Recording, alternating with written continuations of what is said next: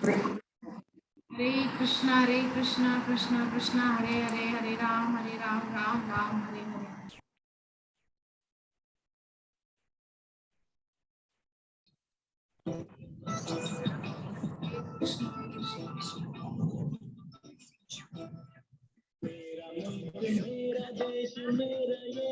प्राण मोहन प्रभु जी जा रहे हैं।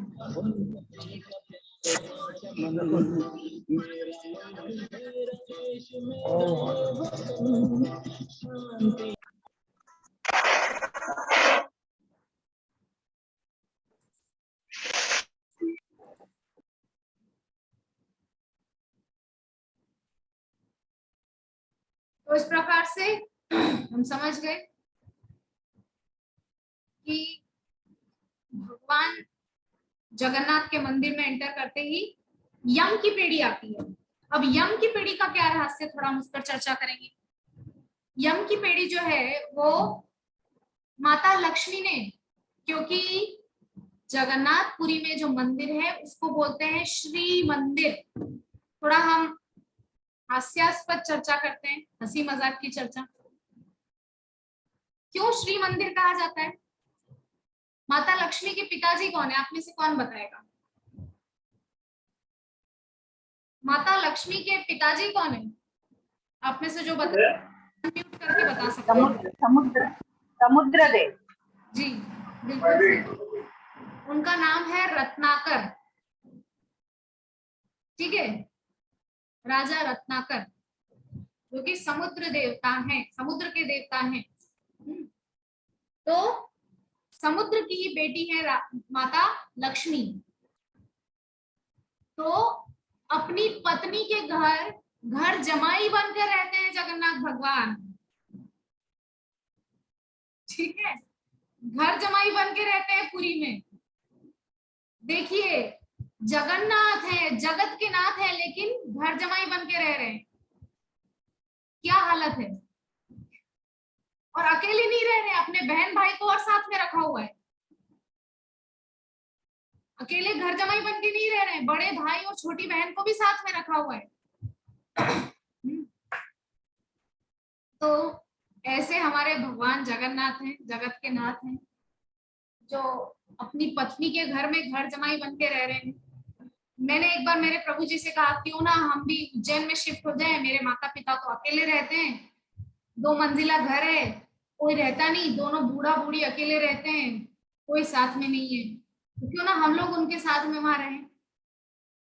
तो प्रभु जी बोलते हैं, जगन्नाथ देवदास कभी घर जमाई नहीं रहेगा।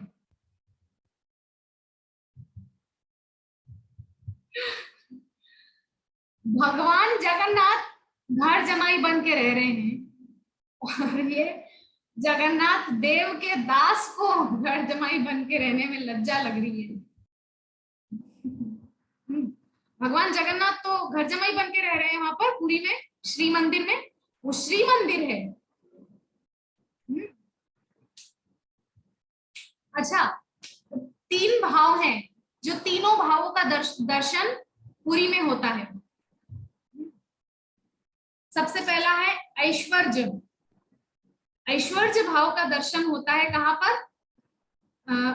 श्री मंदिर में।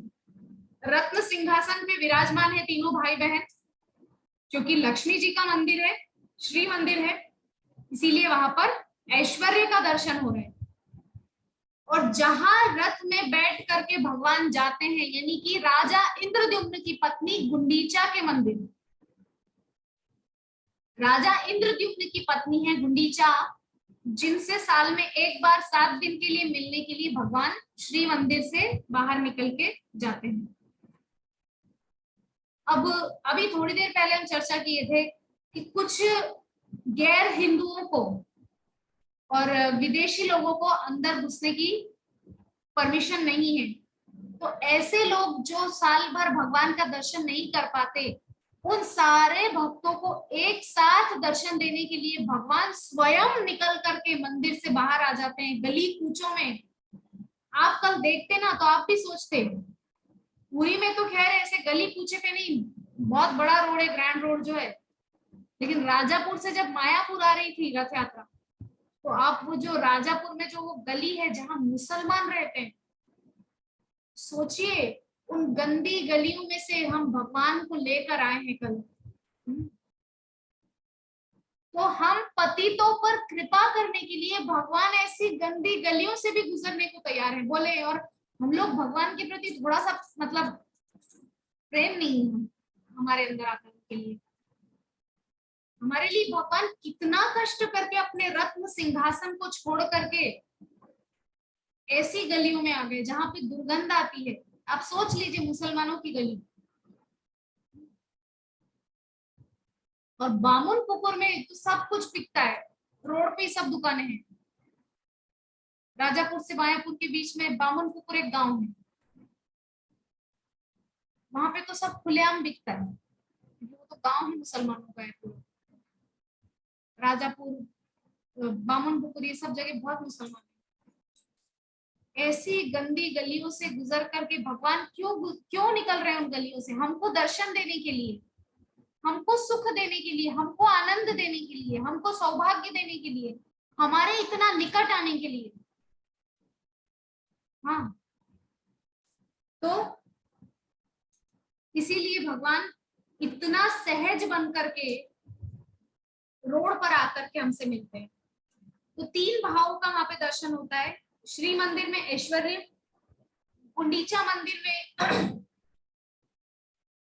वृंदावन का प्रेम, क्योंकि वृंदावन का प्रेम लेने के लिए देखिए, जब मैंने आपको परसों भी एक बात बताई थी कि कुरुक्षेत्र में जब 100 वर्षों के बाद भगवान अपने ब्रजवासियों से मिले थे, तो वहां पर क्या हुआ था? ब्रजवासियों ने, तीनों भाई बहन जिस रथ में बैठे थे कुरुक्षेत्र से द्वारिका की ओर जाने के लिए, उस तीनों भाई बहन बैठे हुए रथ को ब्रजवासियों ने क्या किधर की तरफ खींचना शुरू किया? वृंदावन की तरफ। वृंदावन की तरफ खींचना शुरू किया उन तीनों के रथ को। और कहाँ ले जा रहे हैं? वृंदावन। तो वही परंपरा पूरी में चल रही है। मतलब भगवान कुरुक्षेत्र से जा रहे हैं कहाँ? वृंदावन। मतलब भगवान श्री मंदिर से जा रहे हैं कहाँ? गुंडीचा मंदिर। कुरुक्षेत्र से वृंदावन, अर्थात गुंडीचा मंदिर जो है वो वृंदावन का प्रतीक है। वृंदावन मतलब प्रेम, हाँ, प्रेम, वात्सल्य, माधुर्य रस। ठीक है। तो श्री मंदिर में है ऐश्वर्य, गुंडीचा मंदिर में है प्रेम, वात्सल्य, माधुर्य।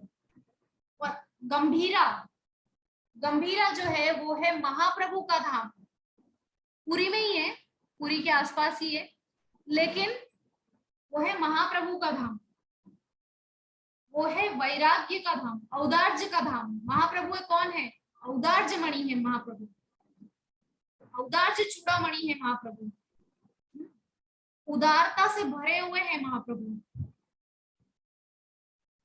तो तीनों भावों का दर्शन जगन्नाथपुरी में होता है। तो इस प्रकार से माता लक्ष्मी जो है, श्री मंदिर हम चर्चा कर रहे थे, माता लक्ष्मी के घर में घर जमाई होकर के तीनों भाई बहन रह रहे हैं। भगवान घर जमाई है और साथ में अपने भाई बहन को भी रख रहे हैं।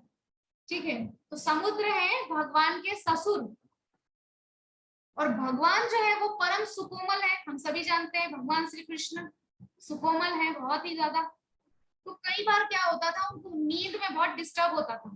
अपनी पत्नी से बोलते, देखो देवी लक्ष्मी, आपके जो पिताजी ना बहुत शोर मचाते हैं, बहुत चिल्लाते हैं, मुझे अच्छे से नींद नहीं आती। समुद्र देवता, आपके पिताजी बहुत चिल्लाते हैं, मुझे ठीक से नींद नहीं आती, मुझे बहुत डिस्टर्ब होता है यहाँ पर। एक तो घर जमाई बन के रह रहे हैं, ऊपर से इतना नखरा दिखाते हैं, है कि नहीं? एक तो घर जमाई बन के रह रहे हैं उनके यहाँ पर पुरी में, ऊपर से इतना नखरा और दिखाते हैं। तो माता लक्ष्मी ने अपने पिताजी से प्रार्थना की कि पिताजी, आपके दामाद को डिस्टर्ब होता है बहुत, तो आप थोड़ा सा पीछे चले जाइए, थोड़ा पीछे सरक जाइए। तो समुद्र देवता थोड़ा पीछे चले गए। तो जैसे ही आप श्री मंदिर यानी कि जगन्नाथ मंदिर के अंदर आप प्रवेश करेंगे, आपको 1% समुद्र की लहरों की आवाज नहीं आएगी। जैसे ही आप पैर मंदिर की बाउंड्री से बाहर निकालेंगे, आपको तुरंत समुद्र की लहरों की आवाज आना शुरू हो जाएगी। ये जगन्नाथ मंदिर का अद्भुत रहस्य है।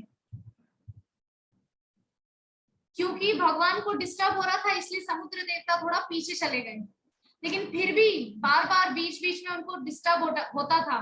तो माता लक्ष्मी जी ने हनुमान जी की ड्यूटी लगा दी। वहां पे एक हनुमान जी विराजमान है, जिनको बोलते हैं कनफटे हनुमान।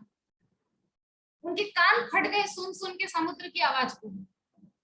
उनको बिठाया है माता लक्ष्मी ने। वो जो दीवार है ना, जो बाउंड्री है, श्री जगन्नाथ मंदिर की जो बाउंड्री है, जिसको मैंने अभी पहले बताया था, मुख्य प्राचीर, उस प्राचीर से कान लगाकर हनुमान जी बैठे हुए हैं, इसीलिए उनको बोलते हैं कान फटे हनुमान।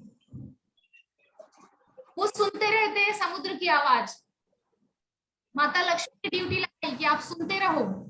अगर आपको लगे समुद्र की आवाज अगर आ रही है, तो उनको जाके चेतावनी देना कि थोड़ा पीछे चले जाओ, जाओ पीछे जाओ। ऐसे ये ड्यूटी वहां पर लगाई गई है ना।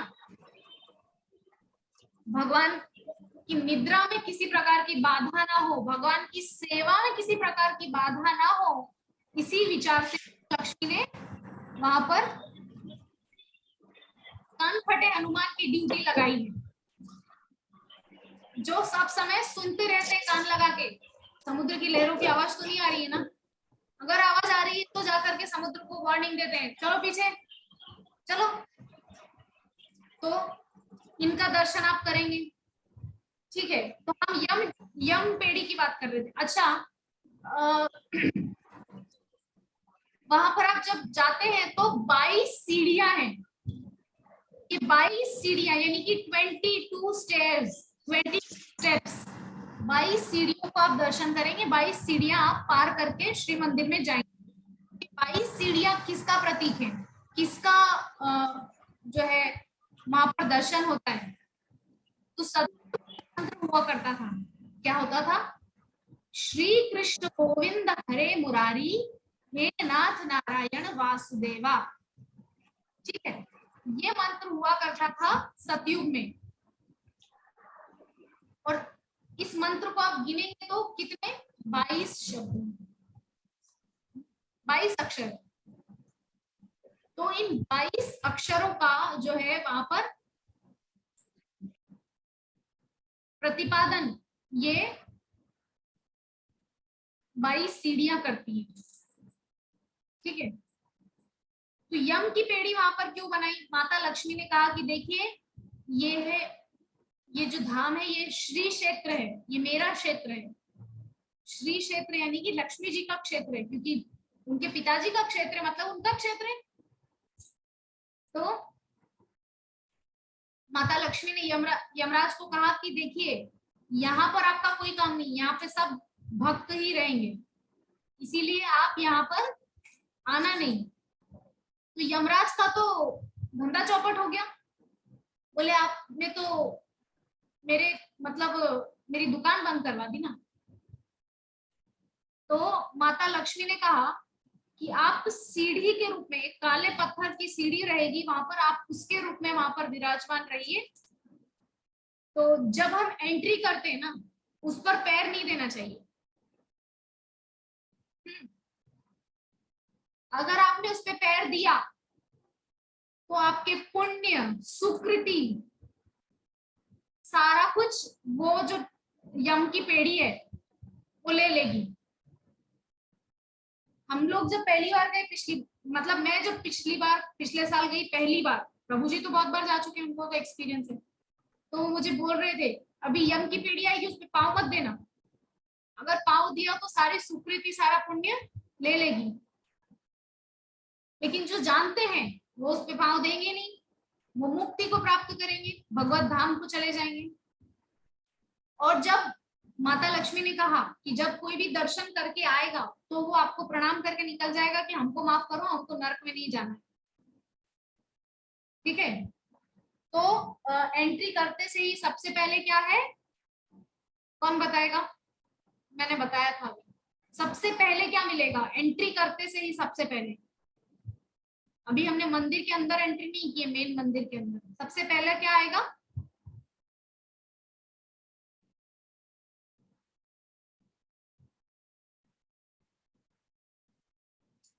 नहीं याद है शायद किसी को भी, ठीक है। तो या प्रश्न लिखने सही करके याद हाँ, नहीं आ रहा। मैंने बताया था अरुण स्तंभ सबसे पहले है, क्या नाम है? अरुणस अरुण स्तंभ। अरुण अरुण स्तंभ के अरुण सबसे पहले दर्शन होंगे। उसके बाद है पतित पावन जगन्नाथ, फिर है यम की पेढ़ी, फिर है 22 सीढ़ी, कान फटा हनुमान। अरुणस्तंभ न बोली माता जी, अरुणस्तंभ स्तंभ, स्तंभ, अरुणस्तंभ जी। अरुण स्तंभ, ठीक है। तो इस प्रकार से हम आगे बढ़ते हैं। आगे मंदिर में है आनंद बाजार के बारे में तो आप सब जानते ही होंगे। आनंद बाजार जहां पर सारा कुछ भोग लगने के बाद वहां पर आता है। अच्छा, भगवान का भोग कैसे बनता है, थोड़ा हम इस पर चर्चा करते हैं। सुबह भगवान की रसोई में भोग बनना शुरू होने से पहले एक यज्ञ होता है। एक यज्ञ होता है, उस यज्ञ की जो अग्नि है उसमें भगवान का आह्वान किया जाता है, ठाकुर जी का आह्वान किया जाता है। और उस यज्ञ की पूर्णाहुति के बाद उसमें से अग्नि लेकर के वहां पर चूल्हा जलाया जाता है। वहां पर कितने चूल्हे हैं जानते हैं? वहां पे आज भी सब वैदिक रीति से सब कुछ बनता है। लकड़ी के चूल्हे हैं वहां पर, मतलब वही मिट्टी के चूल्हे हैं जिसमें लकड़ी से भोजन बनता है। आज भी वहां पर मिक्सर ग्राइंडर नहीं मिलेगा आपको, सब सिलपाटी पे वहां पर पीस के मसाले तैयार करते हैं, ठीक है। चटनी सिलपाटी पे बनती है, मिक्सर ग्राइंडर नहीं है। सब पुरानी संस्कृति के हिसाब से, वैदिक परंपरा के हिसाब से वहां पर भोग बनता है। और वो जो यज्ञ की अग्नि है उससे चूल्हा जलाया जाता है और रसोई शुरू होती है। वहां पर कितने चूल्हे हैं जानते हैं आप लोग? 754 चूल्हे हैं, 754। रोज करीब करीब लाख लोगों का खाना बनता है। 1 लाख लोग रोज खा सके इतना खाना बनता है। लेकिन फिर भी अगर 10 लाख भी आ जाए तो कोई भूखा नहीं रहता। क्यों? क्योंकि वो श्री मंदिर है, लक्ष्मी जी का मंदिर है। वहां पे स्वयं लक्ष्मी जी कुकिंग करती हैं अपने पतिदेव के लिए, अपने पति की सेवा करने के लिए, अपने जेठ की सेवा करने के लिए, अपने ननद की सेवा करने के लिए। वहां पर स्वयं माता लक्ष्मी कुकिंग करती है। इसीलिए करोड़ों लोग भी आ जाए ना तो कोई भूखा नहीं रहेगा। और मैंने परसों भी बताया था कि वहां पर मंदिर बंद होने तक भी प्रसाद खत्म नहीं होता, प्रसाद कम नहीं पड़ता। लेकिन मंदिर बंद होने के बाद बचता नहीं। कैसे बचता नहीं? क्योंकि वो जो राइस बच जाता है उसको धूप में सुखाया जाता है। उस बचे हुए सिद्ध राइस को, कच्चा राइस नहीं बोल रही हूँ, जो सिद्ध राइस रहता है ना, बना हुआ जो राइस रहता है क्योंकि वो प्रसाद है, अब वो भोग में तो जा नहीं सकता। आप भोग और प्रसाद का नियम आप लोग शायद नहीं जानते हो। भोग और प्रसाद एक साथ नहीं मिला सकते, ठीक है। भोग होता है भगवान को निवेदित करने वाली चीज और प्रसाद होता है जो हम लोग खाएंगे, भगवान का उच्छिष्ट, ठीक है। तो अब वो प्रसादी जो बन चुका है उसको क्या करते हैं पंडा लोग धूप में सुखा देते हैं। तो आप में से जो कोई जगन्नाथपुरी गया होगा उसने देखा होगा वहां पर एक गुलाबी पोटली मिलती है जिसको जगन्नाथ का चावल बोलते हैं। वो हम इस्कॉन डिवोटीज या जो भी वैष्णव संप्रदाय के लोग हैं वो अपने घर लाकर रखते हैं। हमारे घर में भी है। क्यों रखा जाता है घर में ला करके?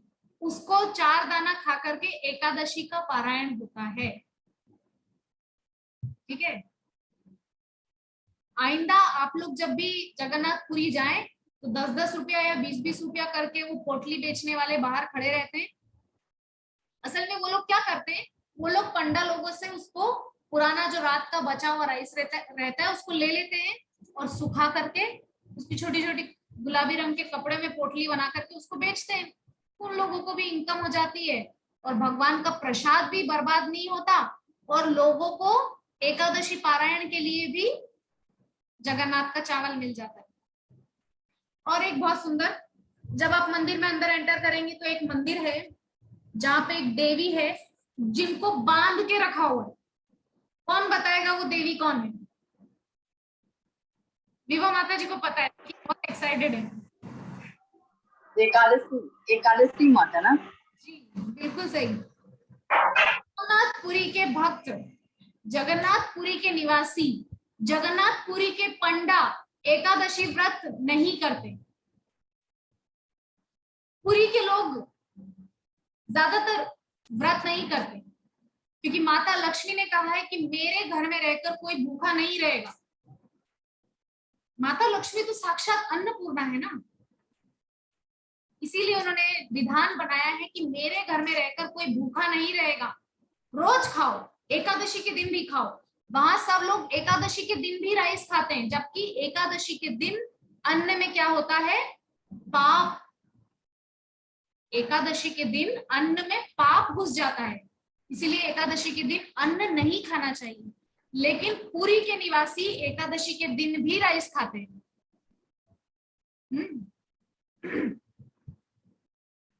लेकिन हम लोगों को अपने नियम नहीं तोड़ना चाहिए क्योंकि हमको श्रील प्रभु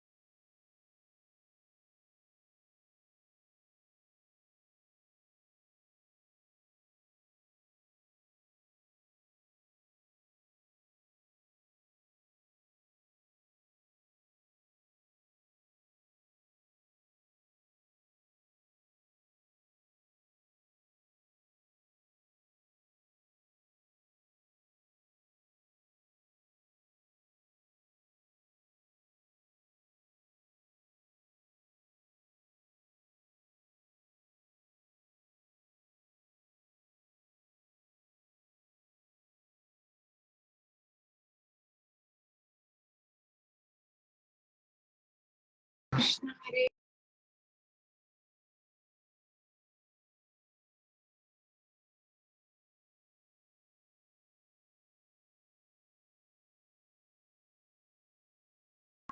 क्योंकि वाईफाई रुक गया था क्योंकि अभी यहाँ पे बारिश हुई थी। ठीक है, हम लोग चर्चा कर रहे थे एकादशी की। पुरी में एकादशी करना मना है लेकिन हमको अपनी परंपरा नहीं छोड़नी है। हाँ? तो इस प्रकार से हम लोग चर्चा कर रहे थे एकादशी देवी। तो एक मंदिर आपको मिलेगा जहां पर एक देवी बंधी हुई है जो है एकादशी देवी। और विमला देवी का मंदिर है अंदर। काशी विश्वनाथ का मंदिर है जो कि वहां के क्षेत्रपाल महादेव है। आपने देखा होगा हर जहां पे भगवान श्री कृष्ण होते हैं वहां पर एक क्षेत्रपाल शिव भी होते हैं। यहाँ हमारे योगपीठ में जो निमाई जन्म स्थान है, भगवान चैतन्य महाप्रभु का जो जन्म स्थान है, वहां पर भी क्षेत्रपाल शिव हैं। और हमारे राजापुर का जो मंदिर है, राजापुर जगन्नाथ का जो मंदिर है, वहां पर भी क्षेत्रपाल शिव हैं। इसी प्रकार से जगन्नाथपुरी का जो मंदिर है, वहां पर भी काशी विश्वनाथ है जो कि क्षेत्रपाल हैं। तो इस प्रकार से आप कई सारे मंदिरों का अंदर दर्शन कर सकते हैं।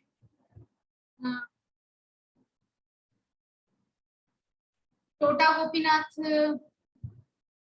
आई डोंट नो, वहां पर नहीं, वहां पर नहीं है शायद। खीर चोरा गोपीनाथ, असल में जो खीर चोरा गोपीनाथ है वो दूसरी जगह है, लेकिन उसी का एक रूप वहां पर भी बनाया गया है, पूरी मंदिर में भी, श्री मंदिर में। तो इस प्रकार से, और आप देखेंगे कि जो ये मंदिर है, ये काले काले पत्थरों से बना हुआ है। आपको कहीं भी ईट सीमेंट का मंदिर नहीं दिखाई देगा, काले काले पत्थरों से बना हुआ मंदिर है, बड़े बड़े काले काले पत्थर, बहुत सुंदर है सच में। और अंदर कैंपस के अंदर इतने मंदिर हैं, इतने मंदिर हैं कि पूछिए। और ढेरों पंडा है, ढेरों पंडा, आपको हर कदम कदम पे पंडा दिखाई दे जाएंगे, जो दक्षिणा के लिए आपके पीछे दौड़ते हुए आपको दिखाई देंगे। बहुत से लोगों को लगता भी होगा ऐसा कि क्या है ये, सब जगह पंडा लोग बहुत परेशान करते हैं, ये वो दक्षिणा मांगते हैं। लेकिन देखिए, हमारी दृष्टि से हमको देखने में ऐसा लग सकता है कि वो पंडा, अरे पान खाते रहते हैं सब समय, खा खा के मोटे हो रहे हैं, ये कोई पंडा है, ये कोई भक्त है। लेकिन हमारी दृष्टि से जो दिख रहा है वो सही नहीं है, वैष्णव दृष्टिकोण से जो दिख रहा है वो सही होता है। वैष्णव दृष्टिकोण क्या कहता है? वो जो पंडा है वो है असल में भगवान के एकदम निकटस्थ। अगर निकटस्थ नहीं होते तो सोचिए हम लोगों का कहाँ जन्म हुआ। मेरा हुआ मध्य प्रदेश में कहीं किसी एक छोटे से गांव में, आप लोगों का किसी का बिहार में, किसी का झारखंड में। और वो लोग श्री क्षेत्र के अंदर रहते हैं, उस पुरुषोत्तम क्षेत्र के अंदर जन्म लिए हैं। सोचिए वो लोग कितने भगवान के निकटस्थ, कितने प्रिय हैं। तो वो लोग जब दक्षिणा मांगते हैं तो वहां पर असल में भगवान के द्वारा ही वो सब होता है। भगवान चाहते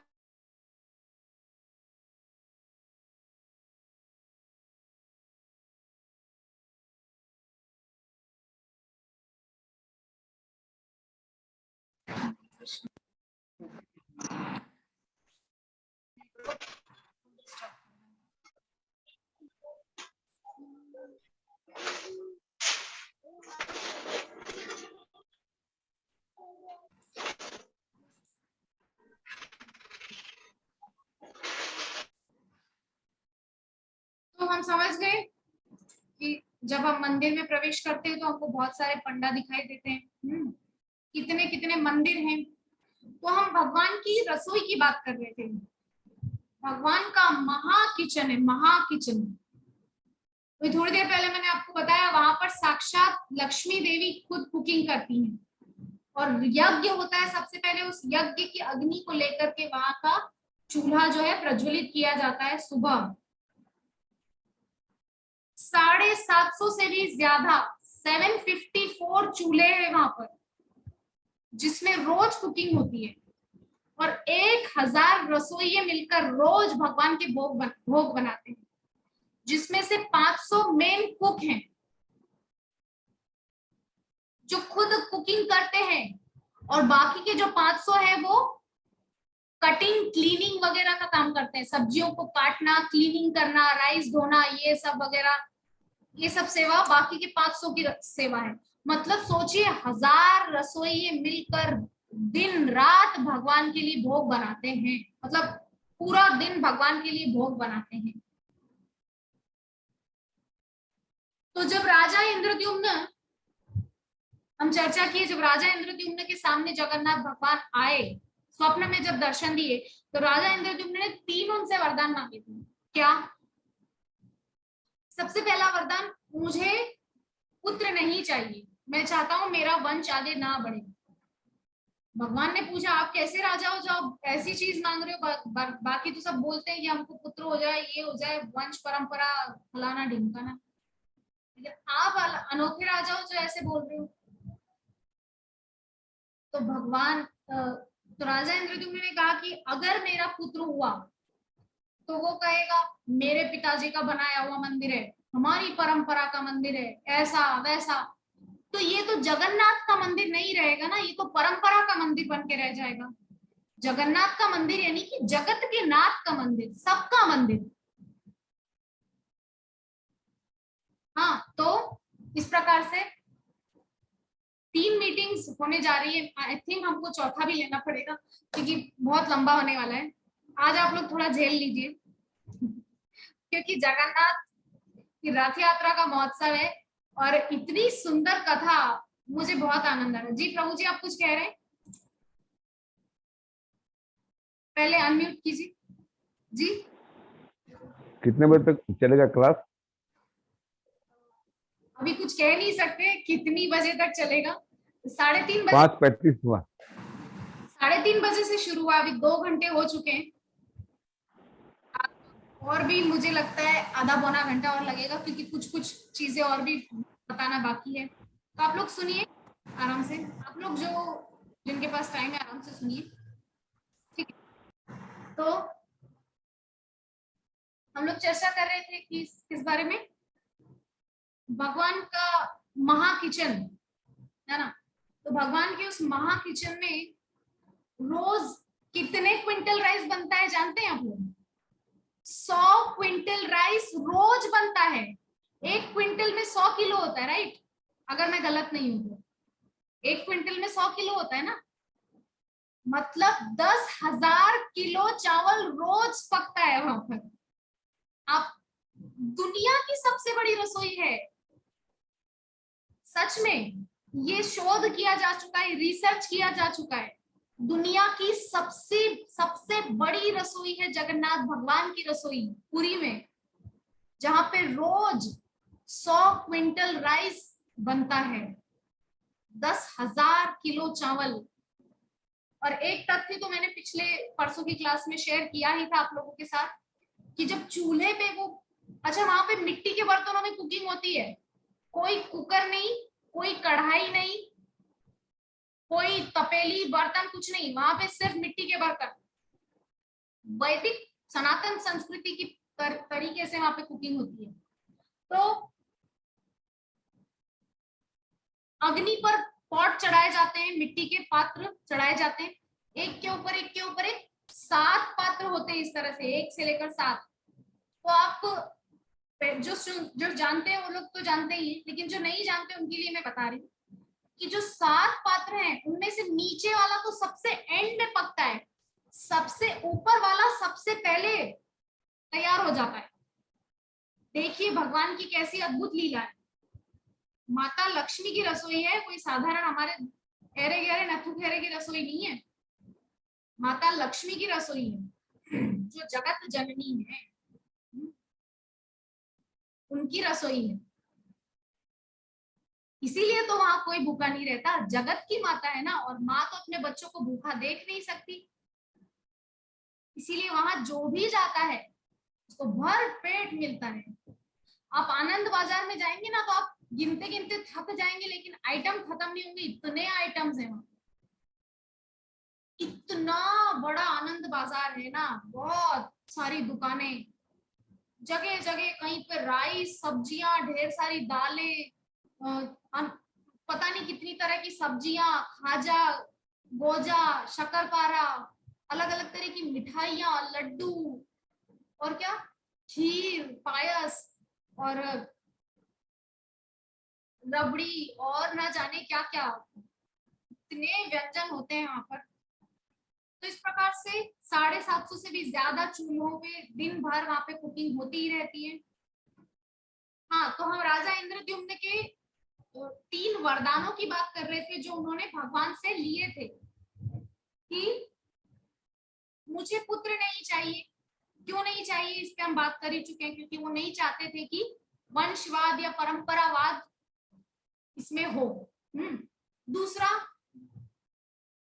भगवान जगन्नाथ से उन्होंने मांगा कि आप 24 आवर्स 24 घंटा सबको दर्शन देना। अब ये कैसे संभव होता है? जगन्नाथ भगवान का जब शयन होता है ना, तो आप सभी जानते हैं दूसरे मंदिरों में जो है भगवान को उनको हल्का कर दिया जाता है, श्रृंगार कम हल्के से कपड़े रहते हैं, हल्का सा श्रृंगार रहता है। लेकिन जगन्नाथ मंदिर में शयन के टाइम भी भगवान बहुत कुछ पहन के सोते हैं। असल में वो सोते नहीं है, वो हमारे लिए सो जाते हैं, लेकिन वो देवताओं के लिए जग जाते हैं और रात में वहां पर देवी देवता आकर के 2-3 घंटा भगवान की पूजा अर्चना करते हैं। ऐसे हमारे श्री जगन्नाथ हैं। तो ये था दूसरा वरदान। और तीसरा वरदान राजा इंद्रद्युम्न ने जो मांगा था भगवान से, वो ये था कि आपका हाथ कभी हम सूखने नहीं देंगे। कैसे सूखने नहीं देंगे? भगवान जगन्नाथ को पूरे दिन में 6 बार 56 भोग लगते हैं। वो एक बार 56 भोग खा के निपटते नहीं है, तब तक दूसरी बार 56 भोग आने का समय हो जाता है। उनका हाथ ही नहीं सूखता, खाते ही रहते हैं, दिन भर खाते हैं। आप सोचिए 56 में 6 इंटू कीजिए आप, कितने कितने व्यंजन भोग लगते हैं। 300 से भी ज्यादा। ठीक है, आई थिंक 300 से 350 के बीच में। तो एक व्यक्ति, एक साधारण इंसान को भी अगर आप 350 व्यंजन खाने के लिए पूरा दिन का समय दे दो, 24 घंटे का समय, नहीं खा पाएगा, नहीं खा सकता, मर जाएगा, खाते खाते ही मर जाएगा या बीमार पड़ जाएगा। या तो मरेगा या बीमार पड़ेगा, दोनों में से एक चीज हो जाएगी। लेकिन भगवान जगन्नाथ को 6 बार 56 भोग लगते हैं, उनके हाथ ही नहीं सूखते। और एक बहुत सुंदर तथ्य है, भगवान जगन्नाथ को जब भोग लगता है तो तीनों जो विग्रह हैं, इधर बलदेव है, बीच में सुभद्रा है, आगे अच्छा ये ऐसे क्यों खड़े होते तीनों? मुझे आप बाद में याद दिला देना हम क्या चर्चा कर रहे थे। पहले मुझे ये चीज जो याद आ गई है, इस पे हम चर्चा करते हैं कि ये ऐसे क्यों खड़े हैं। सुभद्रा के दाईं ओर बलराम है और बाईं ओर कृष्ण जगन्नाथ है। वो इसलिए, पिछली क्लास में हम लोग चर्चा किए थे, आप लोगों को याद हो विभा माता जी, कि जब माता रोहिणी भगवान की सब रानियों को भगवान की ब्रज की लीलाएं सुना रही थी, तो सुभद्रा को गेट कीपर बना के खड़ा किया गया था कि अंदर मत आने देना दोनों भाइयों को। तो सुभद्रा ऐसे खड़ी है, यहाँ दीवार है इसीलिए मेरा हाथ पूरा नहीं जा रहा। तो सुभद्रा ऐसे खड़ी है दोनों तरफ से हाथ दे करके। तो सुभद्रा के इस ओर आकर खड़े हुए थे बलराम और इस ओर आकर खड़े हुए थे भगवान श्री कृष्ण जगन्नाथ। और ऐसे ही, अच्छा जब तक वो दोनों आए तब तक सुभद्रा पिघल चुकी थी। सुभद्रा महारानी का हाल वैसा हो चुका था जैसी वो अभी है, क्योंकि वो तो खड़े हुए वहां पर डोर कीपर बन के रोक रही थी ना, कोई आ नहीं जाए अंदर, वो तो वहीं खड़ी होकर सुन रही थी। तो जैसे उन्होंने सुनना शुरू किया, हम कोई आश्चर्यजनक चीज सुनेंगे, कोई अद्भुत रहस्य सुनेंगे, तो हम ऐसे करेंगे, ओह सच में, हमारी आंखें बड़ी हो जाती है कि नहीं। इसी प्रकार से माता महारानी सुभद्रा जब वो सुन रही थी, उनके भी नेत्र बड़े बड़े हो गए। हाथ तो उनके है ही नहीं, हाथ पैर तो सुभद्रा के है ही नहीं, हाथ भी नहीं है। जगन्नाथ बलदेव के तो हाथ भी, लेकिन सुभद्रा के तो हाथ भी नहीं है। इतना प्रेमोन्माद उनको आ गया था। तो आकर के जब बलराम और कृष्ण ने देखा कि ये सुभद्रा की क्या हालत हो गई है, तब उन दोनों ने भी कान लगा के सुना अंदर क्या चल रहा है।